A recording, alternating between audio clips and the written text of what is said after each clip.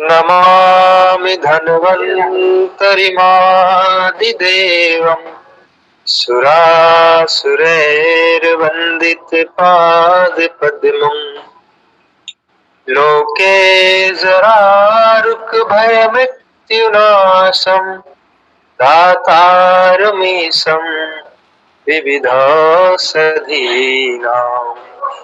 शङ्खं चक्रं जलौकाम् तदतमृतघटं चारुदोर्भिश्चतुर्भिः सूक्ष्मस्वच्छादिदया सुखपरिबिलसन्मालिलं भोजनेत्रम् कालाम्बोदोज्ज्वलाङ्गं कटितटविलसच्चारुपीताम्बराढ्यम् वन्दे धन्वन्तरिं तं निखिल गदवन् प्रौढदावाग्निलीलम्। ॐ सहना भवतु सहनौ भुनक्तु सह वीर्यं कर्वावहै तेजस्विनावधीतमस्तु मा विद्विषावहै। ओम शांति शांति शांति। सभी मित्रों को नमस्ते। गुरुदेव जो है अभी कक्षा को शुरू करेंगे। आदरणीय गुरुजी। वर्ल्ड के सर्वश्रेष्ठ वैद्य है जी अश्विनी कुमारों को उनकी वंदना करते हुए आज की कक्षा का हम प्रारंभ करेंगे। तो अनुपम जी वंदना शुरू करें। ओम रागादिरोगान् सततानुसक्तान् देशकाय प्रसृतान् शेषान् औतसुख्यमोहारतिदान जघान् यो पूर्ववैद्याय नमोऽस्तु तस्मै। ओम शांति शांति शांति। जी गुरु जी। सभी साथियों को नमस्कार। भगवान धन्वंतरी की कृपा से आज की कक्षा का प्रारंभ कर रहे हैं। पिछली कक्षा में हमने रस धातु के बारे में समझने की कोशिश करी जी, पढ़ने की कोशिश करी। अभी तक 4 महीने की जो कक्षा है इसमें हमने ये सिखाया जी कि पेट की अग्नि को कैसे अच्छा करना है जी। वात प्रकृति के व्यक्ति का दीपन पाचन अनुलोमन कैसे करना है, पित्त प्रकृति के व्यक्ति का दीपन पाचन अनुलोमन कैसे करना है, कफ प्रकृति के व्यक्ति का दीपन पाचन अनुलोमन कैसे करना है। पिछली कक्षा में हम बात कर रहे थे कि जब रस धातु में वहां पे अगर कफ दोष बढ़ जाए रस धातु में जी, या वहां पे पित्त दोष बढ़ जाए या वहां पे वात दोष बढ़ जाए, रस धातु में कफ दोष के गुण बढ़ जाने से, पित्त दोष के गुण बढ़ जाने से, वात दोष के गुण बढ़ जाने में वहां पे संप्राप्ति क्या बनती है जी रस धातु में। जैसे पहले हमने देखा कि शरीर में वात बढ़ने से क्या संप्राप्ति बनती है। अब वात पित्त कफ रस धातु में बिगड़ने से क्या संप्राप्ति बनती है जी।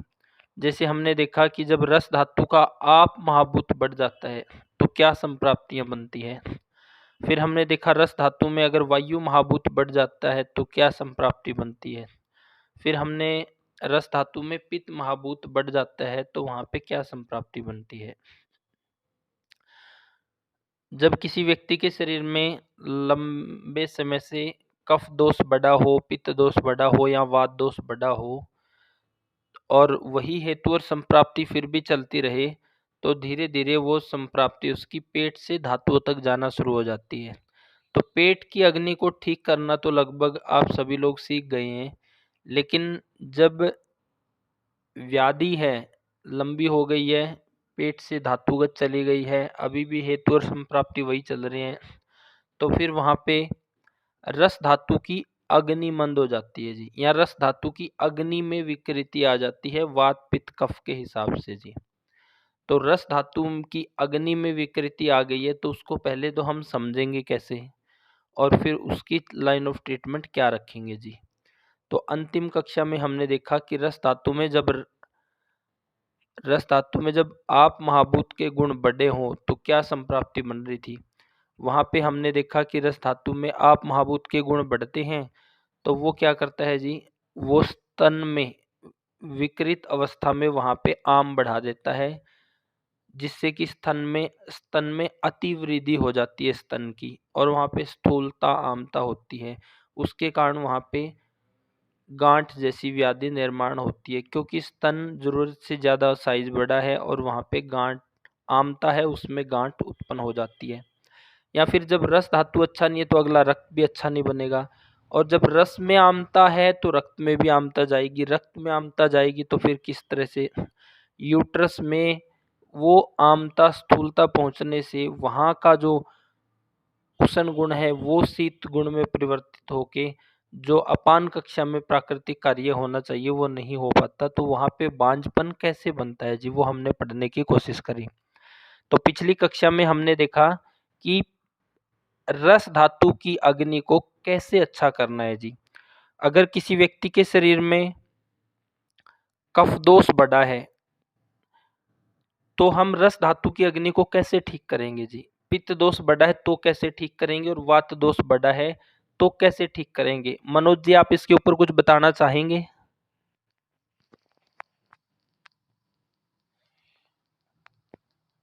मनोज जी, संजय जी,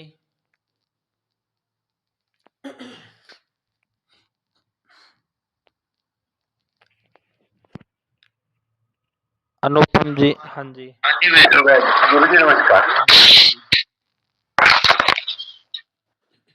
हाँ जी, इसमें सबसे पहले तो गुरु जी दीपन पाचन अनुलोमन ही करना पड़ेगा ठीक है, हमें। और दीपन पाचन अनुलोमन जब हम करेंगे तो वो अग्नि उसकी ठीक हो जाएगी। वो तो पेट की अग्नि ठीक होगी जी, हाँ जी, धातु की अग्नि वो कैसे ठीक होगी जी? गुरु जी कौन से की बतानी है ये, उसकी अपना वात की बतानी है ना? हाँ, तीनों की बता दो कि वात में क्या करेंगे, पित्त में क्या करेंगे। पहले कफ की बता दो कि कफ की, जैसे पिछली कक्षा में हमने पढ़ा कि रस धातु में आमता बढ़ जाती है, वहाँ की अग्नि मंद हो जाती है, तो फिर हमने देखा उससे क्या होगा, स्तन में गुरुता आ जाती है, स्तन की विकृत अवस्था में वृद्धि हो जाती है, वहाँ पे गांठ जैसा निर्माण हो जाता है। अनमैरिड अवस्था में ही बहुत सी लड़कियों को जो अति स्थूल है वहाँ पे थोड़ा स्तन्य दर्शन यानी उसमें दूध जैसा पदार्थ दिखाई देता है, तो वो सब क्यों बनता है और फिर उसमें लाइन ऑफ ट्रीटमेंट क्या रखेंगे और क्यों रखेंगे मनोज जी?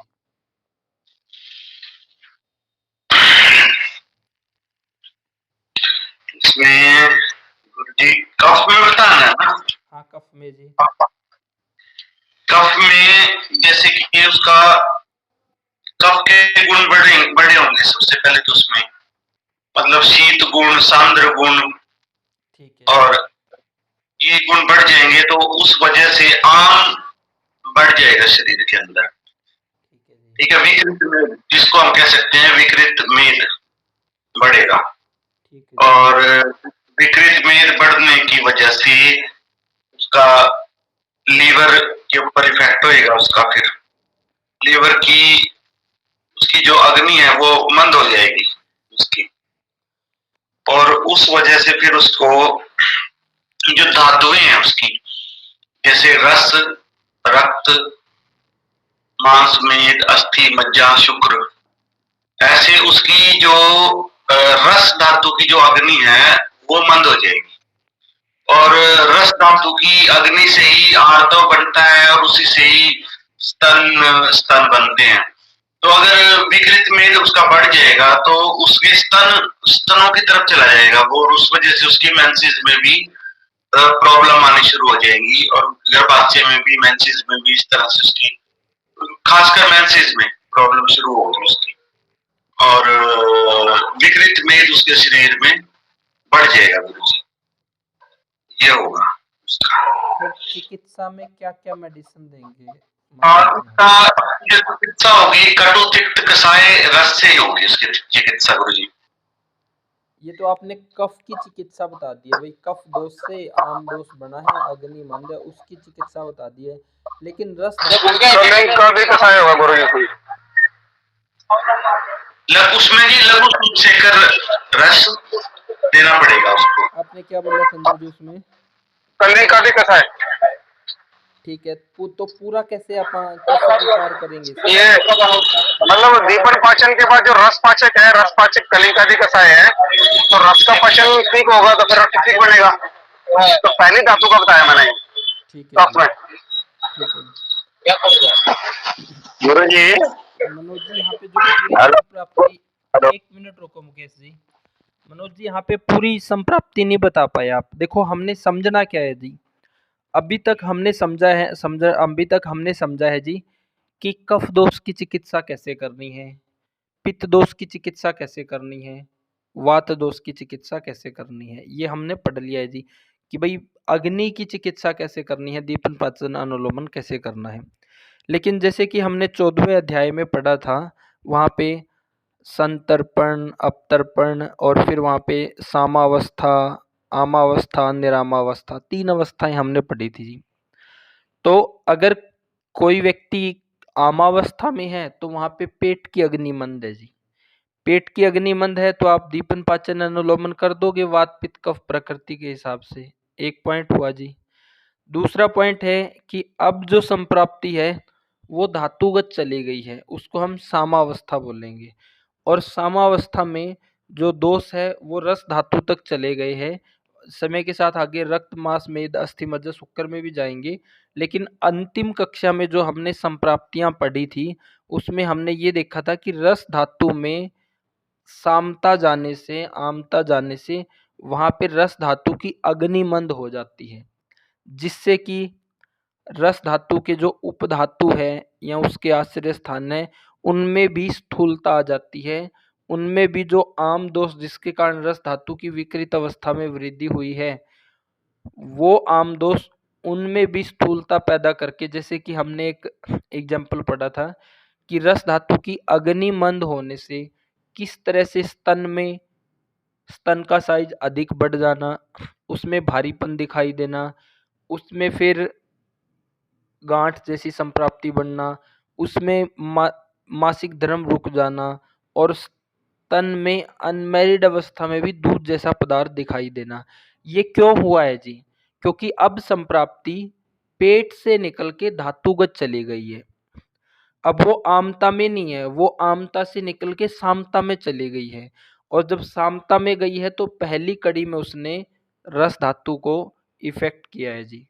तो अब हमने अपना थोड़ा सा और दिमाग खोल के अब हम ये पढ़ रहे हैं जी कि भाई पेट की चिकित्सा तो हमने सीख ली है जी कि दीपन पाचन अनुलोमन कैसे करना है। लेकिन अब जब संप्राप्ति आमावस्था से धातुगत चली गई हो सामावस्था में, तो वहां पे फिर चिकित्सा वात के लिए कैसे करेंगे, पित्त के लिए कैसे करेंगे, कफ के लिए कैसे करेंगे। तो अब इस केस में क्या हुआ है, जो व्याधि की अवस्था है वो आमावस्था ना होके वो सामावस्था में चली गई है, रस धातु में चली गई है। उसने क्या किया जी, रस धातु की अग्नि को मंद कर दिया है। स्थूल गुण के कारण रस धातु की अग्नि मंद हो गई है तो स्तन में अतिवृद्धि, भारीपन, गांठ बनना, समय से पहले उसमें दूध जैसा पदार्थ दिखाई देना, फिर आगे रस अच्छा नहीं है, उसकी अग्नि अच्छी नहीं है तो रक्त भी अच्छा नहीं बनेगा, रक्त अच्छा नहीं बनेगा तो मासिक धर्म समय से नहीं आएंगे, डिले रहेंगे। और फिर आमता जब रस धातु में है तो रक्त में भी रहेगी तो यूट्रस में भी रहेगी, यूट्रस में भी आमता रहेगी तो वहां गांठ आदि बनेगा। तो अब रस धातु में जब आमता चली गई है तो फिर उसकी हमने चिकित्सा कफ वाले व्यक्ति की कैसे करेंगे, उसके लिए ऐसे करेंगे जी कि कफ का पहले दीपन पाचन अनुलोमन कर लेंगे। उसके साथ साथ जब हमने स्तन के ऊपर काम करना है या हमने हृदय के ऊपर काम करना है स्थूलता होने पर, या हमने फेफड़ों के ऊपर काम करना है स्थूलता होने पर जी, तो जैसे हम दीपन के लिए वात वाले में, कफ वाले में 10 मूला ले रहे थे या वात वाले में 10 मूला ले रहे थे, द्राक्षा ले रहे थे, जिरकारिष्ठम ले रहे थे, हम बलारिष्ट ले रहे थे, इस तरह की औषधियाँ जो हम ले रहे थे, उनसे हम वात की, पेट की अग्नि अच्छी कर रहे थे। फिर कफ के लिए हमने पंचकोल लिया जी, त्रिकटु लिया, और कफ में मुस्तारिष्ट हमने पढ़ा, 10 मूला वहाँ भी दे सकते हैं, वो पेट की अग्नि हुई जी। तो अब हमने उसी तरह से भाई रस धातु की अग्नि के लिए क्या करेंगे? हमें ऐसी मेडिसिन चाहिए जो रक्त धातु की अग्नि को अच्छा करे, वहाँ के आम को हटाए और रक्त धातु का प्रसादन करे, रस धातु का, उसको उस क्वालिटी का बनाए। तो ऐसी मेडिसिन हमें चाहिएगी जी। पेट का दीपन पाचन अनुलोमन करते हुए फिर ऐसी मेडिसिन हमने शामिल करनी है जो रस धातु की अग्नि को अच्छा करे, रस धातु का आम को हटाए, उसका अच्छा प्रसादन करे। तो वहाँ पे हम कलिंग आदि कसाय देंगे कफ प्रकृति वालों को जी, और उसके साथ-साथ हम आरोग्यवर्धनी वटी देंगे। तो इस तरह से हमने ये विचार करना है कफ वालों के लिए। क्यों करना है? क्योंकि वहाँ उसकी आमदोष का पचन करना है, धातुगत आमदोष का, और वहाँ अग्नि प्रदीप्त करना है, सार्किट विभजन वहाँ पे अच्छा करना है और उसका प्रसादन बढ़ाना है, रस को उच्च क्वालिटी का बनाना है जी। तो अब थोड़ा अपना दिमाग खोल के जी कि धातुगत कैसे काम करना है अग्नियों पे। तो ये हुआ जी कफ दोष बढ़ने से रस धातु की अग्नि मंद होने पे वहां पे हम क्या लाइन ऑफ ट्रीटमेंट रखेंगे। हुआ मनोज जी क्लियर? हाँ जी क्लियर है। आप तो बहुत दूर थे जो आप बता रहे थे, आपने सिर्फ कफ पे ही बता के छोड़ दिया जी कि कफ का दीपन पाचन अनुलोमन कर देंगे।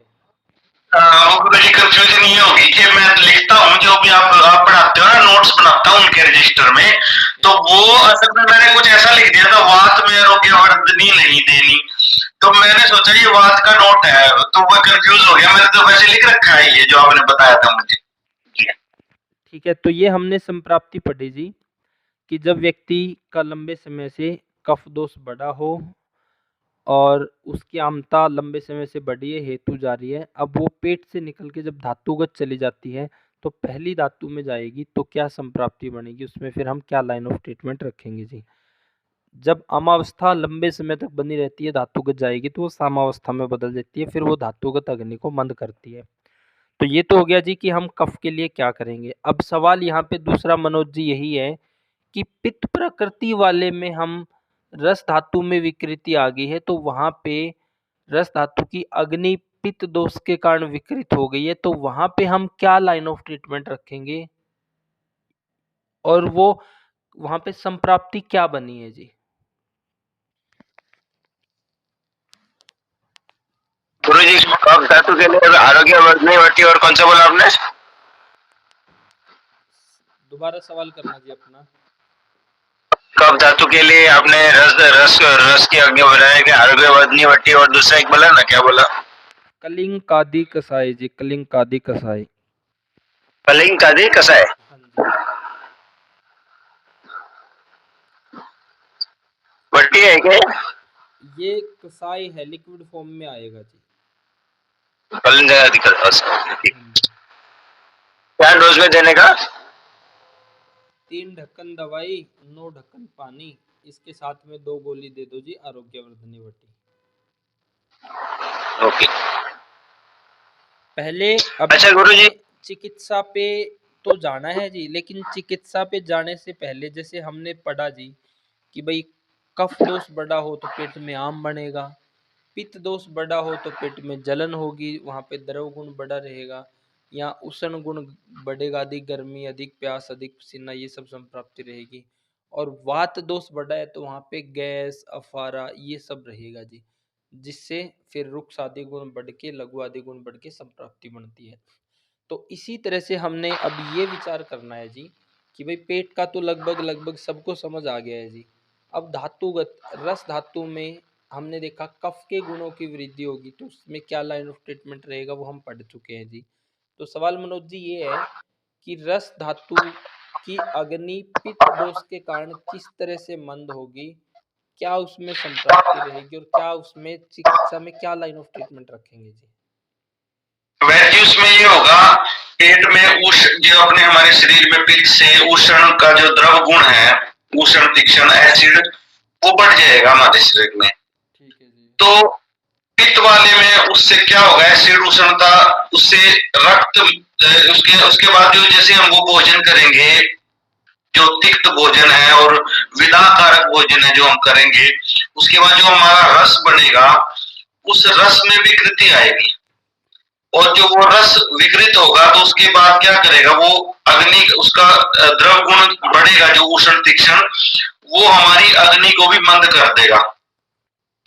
और जैसी हमारी अग्नि जो मंद होगी, और तो वो लीवर हमारा वो फिर सीधा हमारे यकृत पे प्रभाव डालेगा, और यकृत पे प्रभाव डालने के बाद वो जो गाढ़ा आर्तव बनेगा वो विकृत आर्तव होगा हमारा, और वही हमारे शरीर में ट्रेवल करेगा, जो गर्भाशय में जाके पीसीओडी की समस्या, हमारी गांठें उसके अंदर बढ़नी शुरू हो जाएंगी, जल तत्व जो है वो हमारा कम होना शुरू हो जाएगा, और अधिक मात्रा में मासिक धर्म आना शुरू होगा, जिसमें कि गांठें भी दिखाई दे सकती हैं हमें। अब इसमें लाइन ऑफ तो ट्रीटमेंट क्या रखेंगे मनोज जी?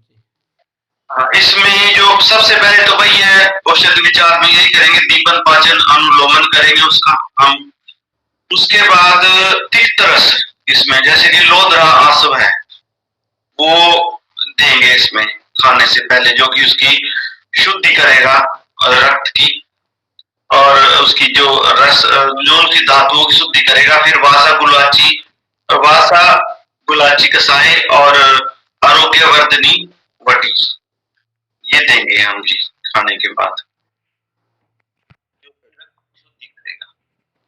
ठीक है, ठीक है, लेकिन इसमें भी थोड़ा सा और हमने आगे जाना है जी। आगे ये जाना है कि यहाँ पे संप्राप्ति को और थोड़ा हम डिटेल में देखें तो संप्राप्ति क्या बन रही है जी। मान लो दो संप्राप्ति बन सकती है, पित्त का या तो उष्ण गुण बढ़ा है या द्रव गुण बढ़ा है जी। अब उष्ण गुण बढ़ रहा है तो वो क्या कर रहा है जी, उष्ण गुण बढ़ रहा है तो मतलब गर्मी अधिक बढ़ रही है जी, और उसमें क्या होगा, उष्ण के साथ तीक्ष्ण गुण भी हल्का इन्वॉल्वमेंट रहेगा, तो उसमें अधिक भूख लगना, अधिक प्यास लगना, जल्दी जल्दी भूख लगना, अधिक पसीना आना, ये संप्राप्ति रहेगी जी। अब इसमें क्या है कि अग्नि अधिक है जी, और दूसरे केस में द्रव गुण बढ़ेगा तो वहां पे द्रव गुण बढ़ने से जलन होना, खट्टी डकारें आना, वोमिटिंग होना, उसमें एसिड निकलना, तो इस तरह की संप्राप्ति यहाँ पे अग्नि मंद है जी। उष्ण गुण बढ़ने से अग्नि, उष्ण और तीक्ष्ण गुण से अग्नि तेज है, और द्रव गुण से अग्नि मंद है जी। तो उष्ण और तीक्ष्ण गुण से क्या हो रहा है जी, भूख तो लग रही है लेकिन वो खाने को भस्म कर रहा है, खाने को भस्म कर रहा है, तो कहीं ना कहीं खाने में जो रस बनेगा उसमें क्वालिटी नहीं है जी। अब उसमें क्वालिटी नहीं है, और दूसरा उसका स्वभाव क्या है, जब वो गर्म है, अधिक गर्मी है, तो वो कहीं ना कहीं, एक तो वो उसको विकृत अवस्था में निर्माण कर रहा है, दूसरा उसको सुखाने का काम भी करेगा, यानी गाढ़ा करने का काम भी करेगा जी। जैसे कि मान लो गारा है, अगर उस पे गर्मी पड़े तो वो कठोर हो जाएगी जी। तो इसी तरह से पहले तो रस बना ही अच्छा नहीं है, वो ज्यादा पक गया है जी, उसमें भस्म हो गया है वो, एक तरह से ओवर ब्रंट, जैसे कई बार ईंट है वो ज्यादा पक जाए, तो उस तरह से खाना ज्यादा पका दिया है उष्ण और तीक्ष्ण गुण ने। द्रव गुण में अग्निमंद है, वहां एसिड भरा है, उससे अग्निमंद है, उसके कारण वहां पे पाचन ही नहीं होगा, तो आमता होगी जी। तो ये दो संप्राप्ति बन सकती है। अब इसमें जब अग्नि अधिक है, उसमें अच्छा रस नहीं तैयार हो रहा है, जो तैयार है वो एक तरह से भस्म किए गए खाने का रस है, और उसमें भी कहीं ना कहीं वो समय के साथ सुखाने का कार्य करेगा। जैसे कि हमने पिछली कक्षा में एक संप्राप्ति पढ़ी थी कि भाई दूध के ऊपर अगर हम दूध को अगर टेबल के ऊपर डालेंगे तो वो लिक्विड है वो निकल जाएगा जी। तो ऐसे ही जो आर्तव होता है उसमें लिक्विड गुण होता है जी। जब आर्तव है, लिक्विड गुण प्रधान है, तो वो भी ऐसे ही मासिक धर्म हर 28वें दिन आएगा। लेकिन फिर हमने एक संप्राप्ति और पढ़ी थी कि जैसे हम दूध को गर्म करते रहते हैं तो वो धीरे धीरे गाढ़ा होता चला जाता है जी। तो फिर वो एक टाइम में आगे खोआ, मावा, रबड़ी इस तरह का रूप ले लेता है। जब इस तरह का रूप लेगा उसको हम मेज पे डालेंगे तो वो स्थिर रहेगा जी। तो वहां पे ग्रंथिल निर्माण कैसे हुआ जी? ग्रंथिल निर्माण हुआ अग्नि की सहायता से और अधिक काल तक वो बनी रही तब जी।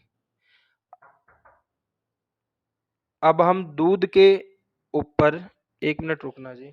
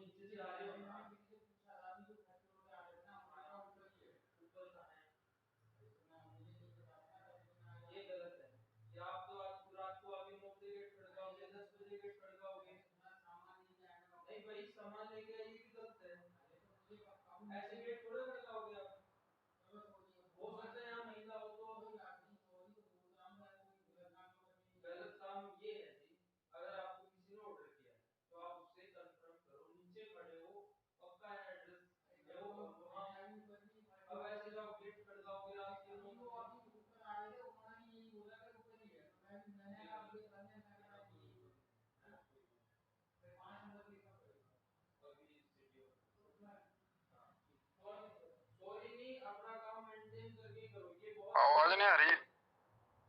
गुरुजी ने समय मांगा है। अच्छा 2 मिनट 1 मिनट का ना। ओके, और ओके। कैसे संजय जी?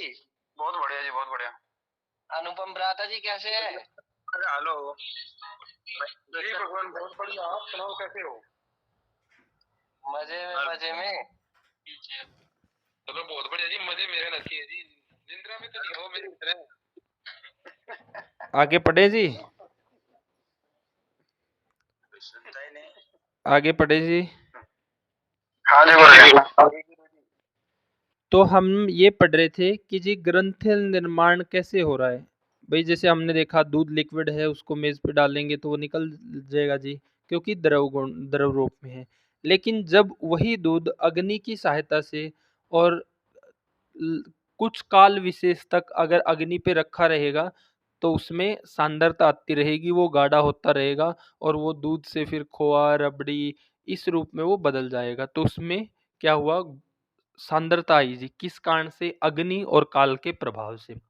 उसी प्रकार जब शरीर में उष्ण गुण बढ़ा रहेगा तो वहां पे क्या है, अग्नि बढ़ी है जी, और काल का स्वभाव लंबे समय तक बढ़ा रहा तो उसमें ग्रंथिल निर्माण होगा, गांठ निर्माण होगी। क्यों? क्योंकि उष्ण गुण है और काल का वहां पे स्वभाव है कि काल का एक धारण एक निश्चित समय तक या एक अवधि तक वो गुण बढ़ा हुआ है, तो ऐसी संप्राप्ति हो रही है। तो इस संप्राप्ति में हम चिकित्सा क्या करेंगे, लाइन ऑफ ट्रीटमेंट क्या करेंगे? फिर हमने यहाँ से ये भी पढ़ा था कि पीसीओडी होगी। क्यों होगी जी? क्योंकि एक तो वो रस क्वालिटी का नहीं है, क्योंकि वहां पे अग्नि ने भस्म किया है उसको, वो क्वालिटी का नहीं है रस।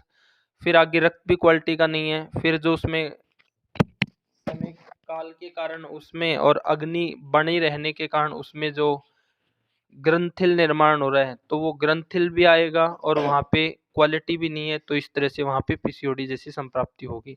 तो यहाँ पे भी हम जो चिकित्सा करेंगे ना, यहाँ पे भी हमने क्या करना है जी, पहले हमने दीपन पाचन अनुलोमन करना है पित्त का, उसके बाद फिर हमने रस धातु की अग्नि पे काम करना है। तो रस धातु की अग्नि पे काम करने के लिए ये अपना मनोज जी, यहाँ पे भी हम कलिंकादि और आरोग्यवटी दे सकते हैं, लेकिन वात में नहीं देंगे जी। अब आप ये बता दो कि वात में क्या संप्राप्ति बनेगी और वहां पे हम क्या देंगे, फिर उसकी रस धातु की अग्नि को कैसे ठीक करेंगे जी? मुझे इसका एक बार वापस बोलिए ना। इसका उष्ण गुण का और द्रव गुण का दोनों में सेम देना है या फिर उष्ण में ये लोद्रस और वासगलोचा और द्रव में कलिंका? नहीं, उष्ण में अपन देंगे जी ये वाला अपना कलिंकादि और आरोग्यवर्धनी वटी जी। पहले तो हम पित्त का दीपन पाचन करेंगे इसमें, पित्त का दीपन पाचन, उसके बाद रस धातु की अग्नि को अच्छा करने के लिए यहाँ पे आएंगे। तो आरंभ में हम यहाँ पे वो बुन्निमबादी दे सकते हैं और चंद्र प्रभावटी हम दे सकते हैं। बुन्निमबादी खाने से पहले दे दिया, चंद्र प्रभावटी और अनुलोमन को अच्छा करने के लिए, और खाने के बाद हम इसमें परिपठादी दे सकते हैं या गोक्षुर दे सकते हैं, या इसमें हम जैसे एक स्पेशल अमलपित मिश्रण, हाँ वो एसिड पे काम करेगा, इस पे नहीं काम करेगा। ठीक है, तो इसमें इस तरह का लाइन ऑफ ट्रीटमेंट रखेंगे जी। तो ये तो दीपन पाचन हाँ, इसके बाद दीपन पाचन को सुधारने के बाद फिर हम उसके ऊपर आएंगे जी रस धातु की अग्नि पे। तो इनमें से हमें जो मेडिसिन जरूरी लगे 15 दिन के बाद वो जारी रख सकते हैं। फिर हम वो देंगे जिनको कलिंकादी और आरोग्यवटी जी। संजय जी। वो उष्ण गुण में। उष्ण गुण में जी। ठीक है जी, ठीक। अब बात आ गई है द्रव गुण की। हाँ जी, अब द्रव गुण की बात आ गई है। अब द्रव गुण में भी दो तरह की चिकित्सा हमारे पास है जी। द्रव गुण अगर थोड़ी मात्रा में है तो हम समन चिकित्सा देंगे, अधिक मात्रा में है तो हम अचपे करा के उसका वमन करा के फिर बाद में अचपे करा के उसका विरेचन कराएंगे। तो इस तरह की स्थिति हमारे पास रहेगी द्रव गुण में जी। तो द्रव गुण की बड़ा कितना है द्रव गुण, एक तो ये हो गया समन देना है कि शोधन देना है, एक पॉइंट। दूसरा ये उस द्रव गुण की भी दो ऑप्शन है कि एक तो उसका हम रेचन कर दें जैसे विरेचन में करते हैं, दूसरा है कि उसको शोषण कर दे जी, उसको सुखा दे। तो ये ऑप्शन हमारे पास है। तो इसमें हम इस तरह की चिकित्सा देंगे द्रव गुण के अंदर, जैसे कि हमने अभी अतिसार में पढ़ा था जी। अतिसार में क्या था, अतिसार में वहां पे अग्निमन था, अग्निमन थी अतिसार में भी जो संप्राप्ति पढ़ी थी। गुरु गुण अधिक बढ़ा हुआ था वहां पे, गुरु और द्रव अधिक था, अग्निमन थी, शीत गुण बलवान था, अपान की धारण क्षमता कमजोर थी। तो इस तरह से अतिसार बन रहा था। तो वहां पे हमने क्या किया जी, वहां उस द्रव गुण का शोषण किया जी। तो यहाँ पे भी हम क्या करेंगे, उस द्रव गुण का शोषण करेंगे जी, उस द्रव गुण को। तो यहाँ पे जैसे हमने वहां पे लघु सूद शेखर दिया था, तो यहाँ पे भी हम लघु सूद शेखर दे सकते हैं जी। या फिर जैसे हम नॉर्मली बात करते हैं कि आप रोगी को इस तरह का कॉम्बिनेशन भी कि एक गिलास मटके का पानी, उसमें 1 चम्मच शहद मिला दिया और आधा चम्मच या पौना चम्मच उसमें आंवला का पाउडर मिला दिया, 1/4 चम्मच हरड़ मिला दिया। तो इस तरह का कॉम्बिनेशन भी हम दे सकते हैं। लेकिन वही सूद शेखर रस हम यहाँ भी देंगे जी, क्योंकि यहाँ भी वो शोषण का काम करेगा और दीपन पाचन का काम करेगा। संजय जी।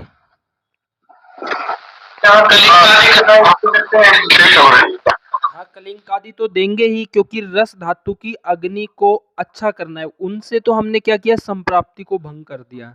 अब रस धातु की अग्नि को अच्छा करना है, वहां की क्वालिटी को सुधारना है, वहां प्रसादन अच्छा करना है, तो कलिंकादि और आरोग्य तो देंगे ही जी। कलिंकादि रस धातु की अग्नि पे काम करने के लिए, आरोग्य सार्किट विभाजन के लिए जी। कफ में भी और पित्त में भी।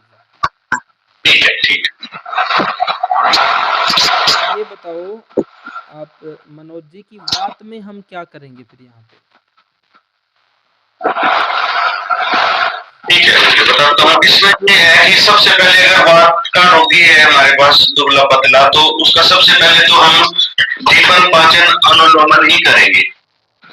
दीपन पाचन अनुलोमन से भी कई बार ये बताया था आपने कि दीपन पाचन अनुलोमन करने से भी जो उसकी रस जो धातु है वो कई बार अच्छी हो जाती है, जो कि पीसीओडी की समस्या है।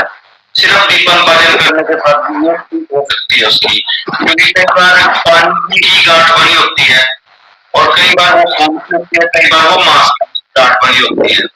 तो ये दीपन पाचन अनुलोमन से भी वात के करने से ठीक हो जाती है। और यदि समस्या ज्यादा है तो दीपन पाचन अनुलोमन के बाद हमने परवाल पिष्टी के साथ दूध, टावरी के साथ दूध, विदारी तंत्र या फिर पुनर्नवा मंडूर और लोहो मंडूर,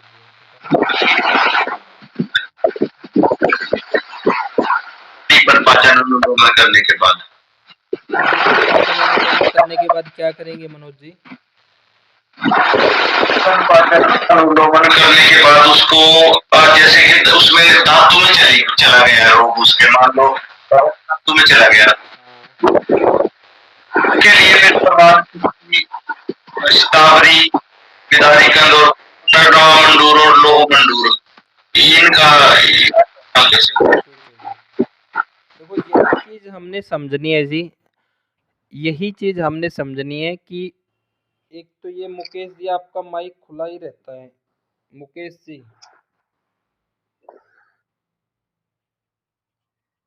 इसमें क्या करना है जी, हमने पेट की अग्नि ठीक करना सीख लिया वात पित्त कफ के आधार पे। अब हम रस धातु की संप्राप्ति को समझ रहे हैं कि वहां पे कफ की संप्राप्ति कैसे बन रही है, पित्त की संप्राप्ति कैसे बन रही है और वात की संप्राप्ति वहां पे कैसे बन रही है जी।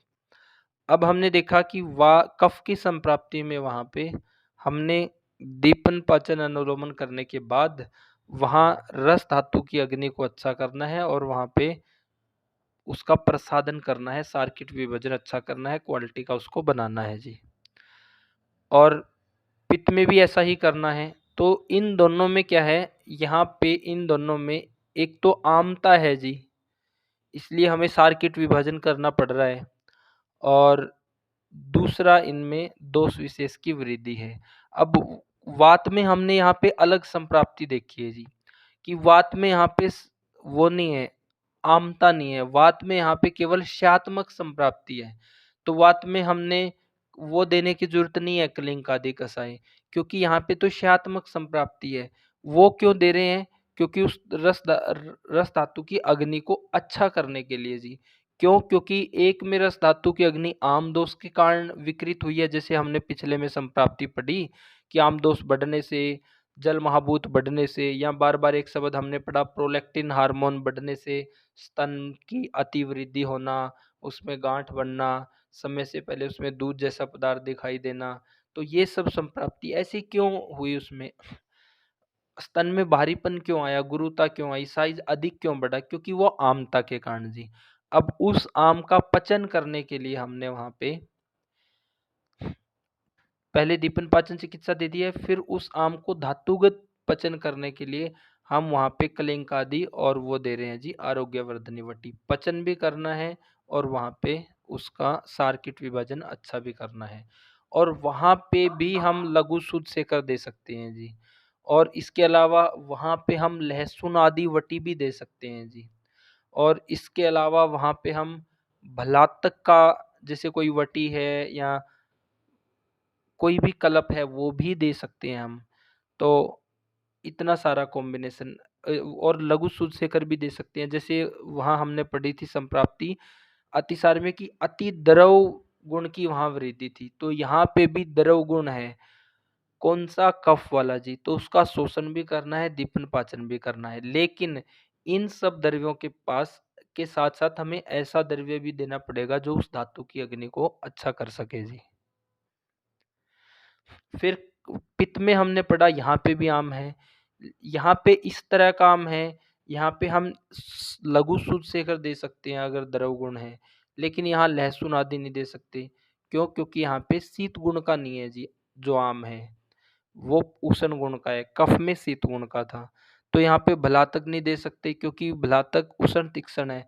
तो कफ में इसलिए दे रहे थे क्योंकि वहां शीत गुण का आम था जी, धातुगत। तो इन दोनों में आम था, इसलिए यहाँ कलिंग आदि दे रहे हैं। वात में क्यों नहीं दे रहे? क्योंकि वहां शात्मक संप्राप्ति है, वहां केवल बल बढ़ाना है जी। अनुपम जी हुआ क्लियर? जी जी गुरु जी, हाँ जी। रविशंकर को आया जी कुछ समझ की रस धातु की अग्नि कैसे ठीक करनी है वात वालों में, पित्त में, कफ में?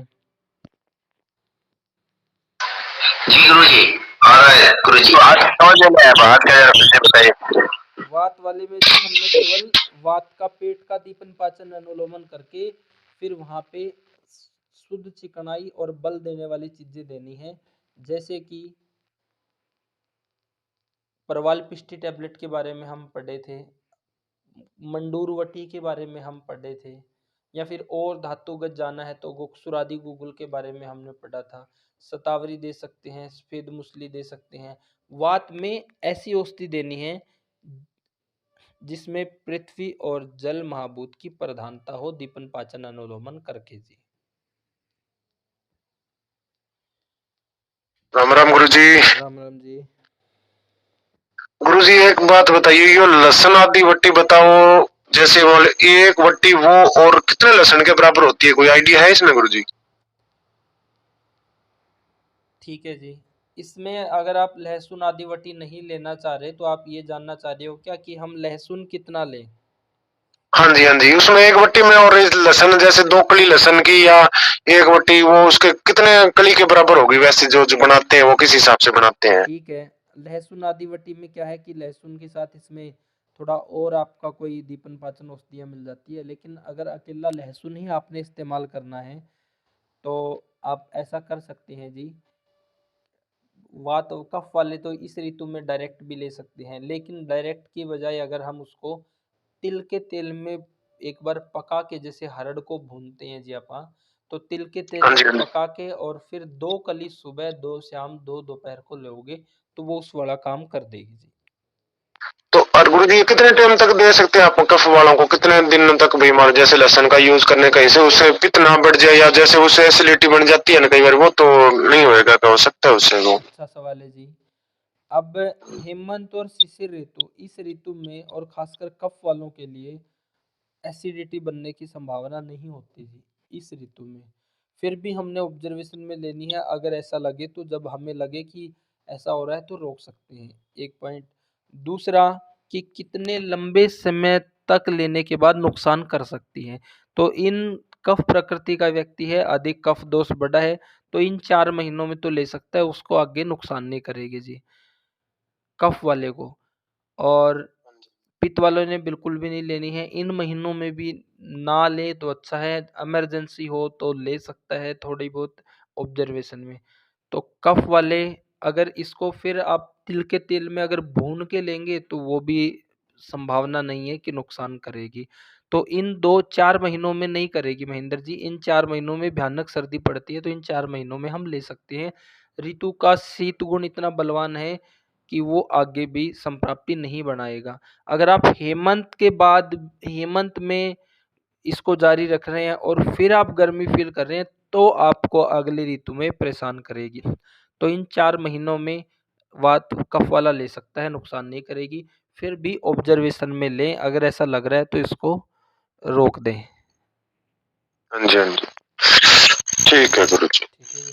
वात वाल के लिए कब ले? हाँ जी, हाँ जी, क्लियर हो गया। वात वाले भी इसी ऋतु में ले सकते हैं जी। लहसुन आदि वटी वात और कफ के लिए है, वात वाले भी इसी ऋतु में ले सकते हैं जी।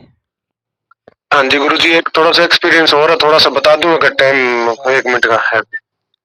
जैसे देखो गुरुजी, हमने हमारे गांव के अंदर हम देखते हैं, जैसे हम जो जैसे निम्न परिवार के हैं या जैसे भी मान लो थोड़ा सा गरीब तबके में आ जाते हैं,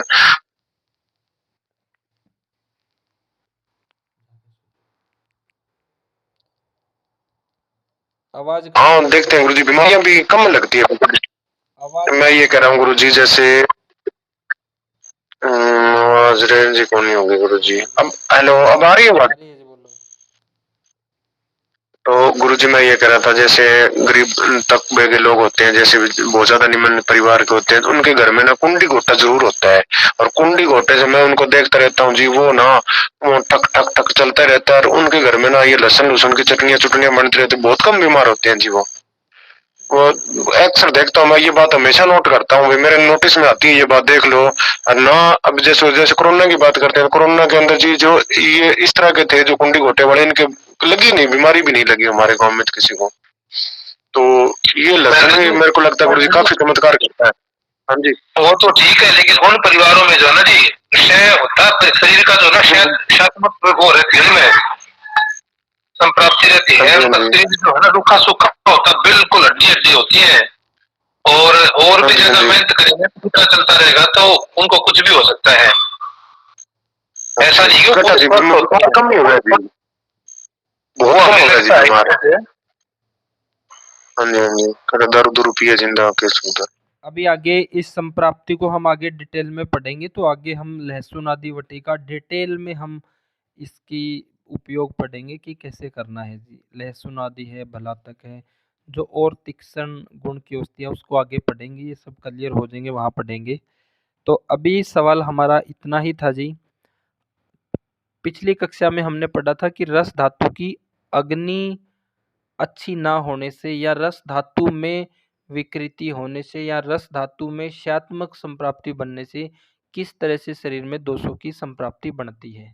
तो वहां से हमने देखा कि एक महिला या लड़की ऐसी है जिसके स्तन में भारीपन है, अधिक वृद्धि है, वहां गांठ बन रही है, अनमैरिड अवस्था में दूध जैसा पदार्थ आ रहा है, फिर मासिक धर्म डिले है, फिर आगे उसका यूट्रस में भी स्थूल गुण है, मासिक धर्म समय से नहीं है, कंसीव भी नहीं हो पा रहा है तो गिर रहा है। तो ये संप्राप्ति हमने पढ़ी कफ वालों के अंदर।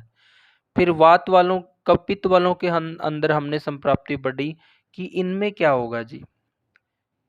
इसमें फिर हमने संप्राप्ति पढ़ी थी जी कि इनके अंदर भी फिर वहां अंत में उस कफ वाले केस में अंत में जाके पीसीओडी आदि भी बनेगा जी। तो पित्त वाले में हमने संप्राप्ति पढ़ी कि पित्त में यहाँ पे जब उष्ण गुण बढ़ा रहेगा या द्रव गुण बढ़ेगा तो यहाँ पे इस तरह की संप्राप्ति बनेगी कि यहाँ पे भी पीसीओडी होगी जी, क्योंकि उष्ण गुण बढ़ने से वहाँ पे जो रस है वो भस्मक अग्नि के संपर्क में आके बना है तो वो क्वालिटी का नहीं है, और द्रव गुण में भी जो रस है वो क्वालिटी का नहीं है। तो फिर रक्त भी उसी तरह का स्थिति रक्त की है। और जब उष्ण तीक्ष्ण गुण बढ़ा है वहाँ पे मासिक धर्म समय से पहला आना, अधिक आना, तो ये संप्राप्ति वहाँ पे है, तो उसमें भी विकृति है। उसमें क्या होगा जी, उसमें भी पीसीओडी बनेगी। उसमें जो गर्भ है वो क्या होगा, वो कंसीव तो हो जाएगा लेकिन वो जल्दी ही गिर जाएगा। इस संप्राप्ति को आगे हम पढ़ेंगे। फिर पित्त वालों वात वालों में हमने क्या देखा, यहाँ पे क्षयात्मक संप्राप्ति है जी। क्षयात्मक संप्राप्ति है, कमजोरी है, यहाँ पे मासिक धर्म आएगा ही नहीं। क्यों नहीं आएगा, क्योंकि यहाँ पे रस अच्छा नहीं है, रक्त अच्छा नहीं है। यहाँ पे क्षयात्मक संप्राप्ति से भाई जब शरीर में खून ही कम है तो मासिक धर्म कहाँ से आएगा जी। तो यहाँ पे इस तरह की संप्राप्ति थी। यहाँ पे भी पीसीओडी बनेगी। क्यों बनेगी, क्योंकि इसके अंदर जो रक्त है वो न्यून मात्रा में है जी और क्वालिटी का नहीं है। लेकिन इसकी पीसीओडी अनुलोमन से भी अच्छी हो जाती है जी, दीपन पाचन अनुलोमन से भी हट जाती है। तो रस धातु में फिर यहाँ पे स्तन में क्या होगा, यहाँ स्तन बिल्कुल ही न्यून होंगे जी, स्तन होंगे ही नहीं, एक तरह से बिल्कुल ही छोटा आकार में, डिलीवरी के बाद दूध ही नहीं आना। तो इस तरह की ये क्षयात्मक संप्राप्ति यहाँ पे रहेगी। तो रस धातु की विकृति से किस तरह से यूट्रस में संप्राप्तियां बन रही है, किस तरह से बांझपन जैसी संप्राप्ति बन रही है, ये हमने अभी तक पढ़ा। ये सबका क्लियर हुआ जी? कोई सवाल हो तो रख सकते हैं जी। जी एक बात पूछनी थी कि तरह से आपने पहले भी बहुत अच्छे तरह से बताया है, जैसे कि दीपन पाचन में भी कौन सी औषधि किस समय, खाने के बाद, खाने के पहले किस तरह से लेनी है, तो इसमें भी कृपया करके बताएं कि जैसे कलिंगा आरोग्यवर्धक खाने के ये लेनी है, इस तरह से आप बताएं। एक तो आप अपने पहले भी कई बार बताया जी, आप लिख लो जी। जैसे कि अगर हमने अपान वायु पे काम करना है तो औषधि हम भोजन से पहले दे जी। अपान वायु पे काम करना है तो औषधि भोजन से पहले दे जी, कम से कम आधा घंटा पहले या भोजन के जस्ट पहले भी दे सकते हैं। कुछ औषधियाँ ऐसी भी होती है जो भोजन के पहले टुकड़े के साथ दी जाती है, जस्ट पहले भी, लेकिन थोड़ा आधा घंटा पहले दें तो वो ज़्यादा उचित टाइम है जी। तो अपान वायु के रोग है, नाभि के नीचे के रोग है, तो भोजन से पहले देनी है जी। और समान वायु में हमारे पास दो ऑप्शन है कि भाई हम 1 घंटा पहले दें ताकि जब तक खाने का टाइम हो हमें अच्छी भूख महसूस हो और फिर पाचन भी हो। तो हम 1 घंटा पहले भी दे सकते हैं। और फिर शास्त्रोक्त नियम ये है कि आपने आधा खाना खा लिया है, आधा खाना फिर खाना है तो बीच में लो। ये बीच वाला थोड़ा सा अग्नि उतनी अच्छी नहीं होती जी। इसमें अग्नि अच्छी हो और बेहतर बनाना है तो ऐसा आप कर सकते हैं। तो भोजन से पहले अपान के लिए देना है, भोजन से पहले हम समान के लिए भी दे सकते हैं। और प्राण वायु की विकृति के लिए उसके लिए भोजन के बाद औषधि देनी है जी। प्राणवायु की विकृति में कौन कौन सी बीमारियां आती है, कोई बताएगा? मनोज जी बताओगे? प्राणवायु की विकृति में गुरुजी एक तो जो हमारा लीवर की भी आ सकती है, हृदय की भी आ सकती है हमारे, और अपना प्लीहा की भी आ सकती है। ये सारे रोग प्राणवायु के ही क्षेत्र में आते हैं। खांसी, सांस, दमा, अस्थमा और बीपी, हृदय रोग, ये सब आपके प्राणवायु के एरिया में आएंगे, तो इनमें औषधि खाने के बाद देनी है जी। और गले के ऊपर के रोगों को ठीक करना है, तो यहाँ पे औषधि है जो वो रात को सोते समय देनी है जी। उस समय उदान काल है, तो वो गले के ऊपर के रोग उदान के एरिया में आते हैं, तो रात को सोते समय जी। और पूरे शरीर पे काम करना हो तो दोपहर के खाने के बाद व्यायाम काल में जी। जैसे कल उस टेबलेट की बात कर रहे थे जी, जो अपन ने इनको दी थी महेंद्र जी को, तो उसको कई कई व्याधियों में इस्तेमाल करने हैं। एक साथी ने जैसे हम क्या करते हैं जी, मान लो कोई भी मेडिसिन है, ज़्यादातर कोशिश करते हैं उसके काल के अनुसार दी जाए, या फिर बल्य चीज़ें हैं तो व्यायाम काल में दे दो जी, और रात को सोते समय दे दो जी। अब जैसे उसको कई केस में इस्तेमाल किया, कई अलग अलग व्याधियों में। एक व्यक्ति ने ली, तो उन्होंने ऐसा अनुभव बताया कि जी मैंने रात को सोते समय ली, तो उससे क्या हुआ, बोले कि पहले मेरे को मतलब बहुत ज़्यादा छींकें आती थी, बहुत ज़्यादा म्यूकस सा, नज़ला सा, बहुत ज़्यादा पानी, या बहुत ज़्यादा जैसे नाक से सिनक निकलता था। तो वो बोला कि जब से मैं ले रहा हूँ तो वो सब आना बंद हो गया है जी। उसी मेडिसिन को अगर हम अपान काल में देंगे, सुबह खाने से पहले देंगे, तो वो कार्य करेगी अपान के ऊपर जी।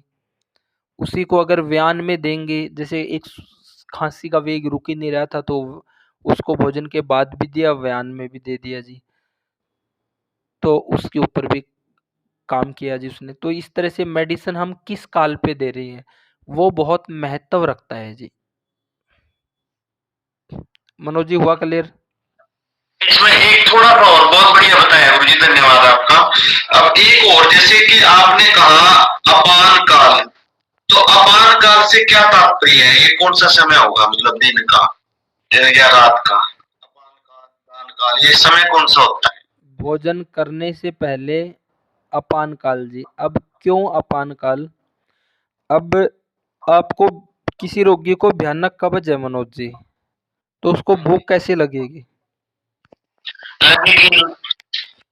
यानी कि भूख अच्छी होने के लिए अपान क्षेत्र का शुद्ध होना जरूरी है, मानते हैं आप ऐसा? हाँ जी, हाँ जी, तभी उसको भूख लगेगी। हम सुबह उठते हैं 5:30 बजे, 6 बजे, तो उठते ही हम देखते हैं कि जिनका सुबह ऐसी परिस्थिति है कि बिना पानी पिए सीधा ही मल त्याग करने के लिए जाते हैं, तो उनको 1 घंटे के बाद भूख लग जाएगी जी। ऐसा होता है कि नहीं होता है? बिल्कुल बिल्कुल होता है, 100%। यानी जो सुबह 6 बजे उठते हैं, 5:30 बजे उठते हैं, 8 बजे के आसपास वो अच्छी भूख महसूस करते हैं जी। वो कब हुआ? जब आपका अपान क्षेत्र शुद्ध हुआ जी। ठीक। ठीक है, तो भोज अपान क्षेत्र शुद्ध होगा, अपान वायु, बीच में माइक बंद कर लिया करो जी। अपान क्षेत्र शुद्ध होगा। अपान क्षेत्र कौन सा? नाभि के नीचे का जी। आंतों की जब शुद्धि हो जाएगी तो भूख आपको समय से लगेगी, अच्छी लगेगी, बहुत अच्छी लगेगी जी। अब अगर पेट ही साफ ही नहीं हो रहा है तो नहीं लगेगी जी। उसके मन में वही गैस, सफारा, स्ट्रेस वही घूमता रहेगा जी। तो अपान का समय कौन सा हुआ? अपान का समय हुआ जी, कौन सा बोलेंगे मनोज जी अपान का समय? भोजन से पहले सुबह का समय बोलेंगे गुरुजी, सुबह का। ठीक है जी, सुबह का समय बोलेंगे। अगर सुबह अपान अच्छी हो रही है तो दिन भर समान भी अच्छी रहेगी जी आपकी। अपान अच्छी है तो प्राण भी अच्छी रहेगी। और अपान अच्छी है तो खासकर समान अच्छी होगी, वो पहले समान को इफेक्ट करेगा। और अपान अच्छी है तो प्राण भी अच्छी रहेगी, उदान भी अच्छी रहेगी और व्यान भी अच्छी रहेगी। हालांकि अपान और व्यान का डायरेक्ट संबंध नहीं है। मान लो किसी की अपान अच्छी नहीं है, भयंकर कब्ज है, तो आप देखते हैं कि उसको माइग्रेन भी हो जाता है जी। कब्ज है, सिर में दर्द है, जब तक गैस सफारा नहीं निकलेगा, मल साफ नहीं होगा, क्योंकि वो जो वायु उल्टी घूम रही है, उल्टी दिशा में, जो प्रतिलोम हो गई है, अनुलोम ना होके मलावरोध होने की वजह से, तो वो किडनी में भी फंस सकती है जी, वो लिवर में भी, प्लीहा में भी, फेफड़ों में भी, हार्ट में भी, और वो सिर प्रदेश में कहीं पे भी जा सकती है वो विकृत वायु जी। तो अपान बिगड़ रही है तो सीधे सीधे वो समान को बिगाड़ेगी और उदान को बिगाड़ेगी। प्राण को भी कैपेसिटी रखती है, लेकिन व्यान में वो कैपेसिटी नहीं रखती। व्यान को सबसे ज्यादा बिगाड़ने की जो क्षमता रखती है वो प्राण रखती है जी, क्योंकि स्नेहांश उसके पास है। तो अपान का समय हुआ जी सुबह के टाइम में, या खाने से पहले अपान अच्छी होगी तभी समान अच्छी होगी, तो उसको हम अपान का समय बोल सकते हैं। हुआ जी क्लियर? हाँ जी, बिल्कुल क्लियर। और किसी साथी का कोई सवाल हो तो आप भी कर सकते हैं जी। काल कितने का होता है गुरुजी? सीधा व्यान पे ना जाओ जी, सीक्वेंस से ही पढ़ेंगे। तो अपान अच्छा हो रहा है, अपान के अच्छे होने से समान अच्छी होगी। तो अपान अच्छी हो रही है तो समान अच्छी होगी, तो समान का समय कौन सा हुआ जी? समान का समय वही हुआ जो हमारा भोजन करने का प्राकृतिक समय है। इसके बारे में क्या कहेंगे मनोज जी? प्राकृतिक समय तो वही है गुरुजी, जब हम सुबह का पेट साफ हो गया हमारा, तो भगवान की कृपा से तो 8 बजे हमें अच्छी भूख लग जाएगी, बढ़िया। ठीक है, 7 से 9:30 के बीच में सुबह ऐसा बोला जाता है जी, आप अच्छे से भोजन कर लो और शाम को आप सूरज छिपने से पहले। तो वो समान कब अच्छी हो रही है? समान का समय कब है? जब आपकी अपान अच्छी होगी है तो फिर समान अच्छी होगी। सूरज उगने के साथ ही वो समान का समय है जी। तो पहले अपान, तो गुरुजी तुरंत ही यहाँ लग जाएगी भूख, तुरंत उसका पेट साफ होते तुरंत में लग जाएगी उसको, तो 6:30 का समय हो 6-7 का समय हो। हाँ ठीक है, तो हम इसको अगर प्रकृति से जोड़ें तो भाई सुबह उठते ही जिसका अपान क्षेत्र शुद्ध हो गया है तो उसको कभी भी यू ये बांझपन जैसे रोग नहीं होते जी। और ये शुक्र कम होना, शुक्राणु कम होना, कमजोर होना, इरेक्शन ना होना या स्थूलता आना, ये सब रोग नहीं होते जो सुबह के टाइम में जो इसका कार्य बोला गया है मल छोड़ने का, सुबह 5 से 6, इस समय पे अगर अपान अच्छा हो जाता है, अपान क्षेत्र, तो समान वायु है जो वो सूरज उगने के साथ ही बढ़िया हो जाएगी जी। तो 2 हुआ जी। अब तीसरा चलते हैं हम प्राण के ऊपर जी। प्राण कब है? खाने के बाद जी। अब ये खाने के बाद ही क्यों बोला गया है? जैसे कि हमने पढ़ा था कि प्राण को अच्छा कौन करता है जी? प्राण को अच्छा समान करता है। क्यों करता है? क्योंकि समान अच्छा है तो हम अच्छी चिकनाई खा रहे हैं, शुद्ध चिकनाई खा पा रहे हैं। वो शुद्ध चिकनाई खा पा रहे हैं तभी तो प्राण अच्छी होगी जी। मनोज जी? बिल्कुल बिल्कुल बिल्कुल साइंटिफिक। हाँ जी। और अगर हमारी अपान अच्छी नहीं है, समान अच्छी नहीं है और दीपन पाचन अनुलोमन बिगड़ा है तो चिकनाई पचेगी नहीं तो हमें कौन से रोग होंगे? सूखी खांसी जैसे रोग होंगे। और सूखी खांसी जैसे रोग हो रहे हैं तो क्यों हो रहे हैं? जब हम वातवर्धक आहार विहारों का सेवन कर रहे हैं जी। तो वातवर्धक आहार विहारों का सेवन, अब ज्यादातर जो ये खांसी, सांस, दमा, अस्थमा या प्राण वायु की जो व्याधियां हैं, इनमें खाने के बाद इसलिए भी बोला जाता है जी।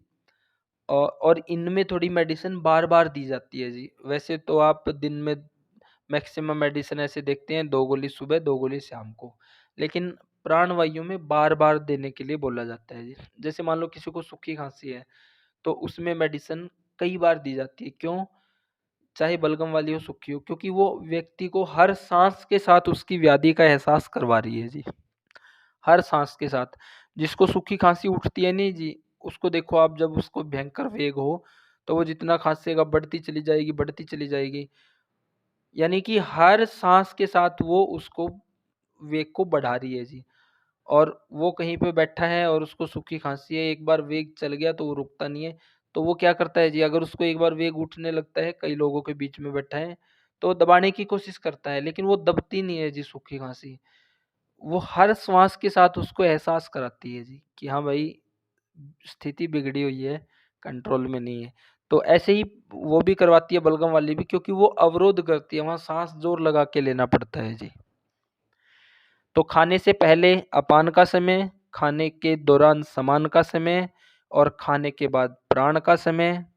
अब आपकी समान अच्छी, अपान अच्छी है, समान अच्छी है, प्राण अच्छी है, समान, अपान, समान, प्राण अच्छी है, तो फिर व्यान वो भी अच्छी तभी होगी जी।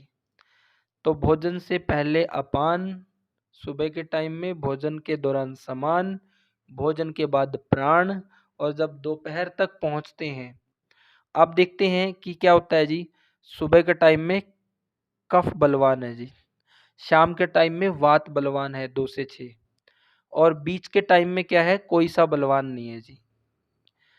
क्यों? क्योंकि इस समय सूर्य अपनी अच्छी अवस्था में है, पित्त इस समय अच्छी अवस्था में है, और पित्त अच्छी अवस्था में होगा तभी आपकी व्यान है जो, वो भी अच्छी अवस्था में रहेगी जी। कैसे? जैसे हमने पढ़ा कि व्यान वायु का आकाश महाभूत ना बढ़े, तो इसके लिए शुद्ध चिकनाई अंदर रहनी जरूरी है। अब वो शुद्ध चिकनाई किसके द्वारा आ रही है? वो अग्नि के द्वारा ही तो आ रही है जी, अग्नि उसका पाचन कर रही है। तो खाने से पहले अपान, खाने के दौरान समान, खाने के बाद प्राण, और दोपहर के खाने के बाद व्यान, और रात को सोते समय उदान। उदान रात को सोते समय ही क्यों है जी? वो दिन में क्यों नहीं है, सुबह क्यों नहीं है, भोजन के बाद क्यों नहीं है? कोई साथी बताएगा जी?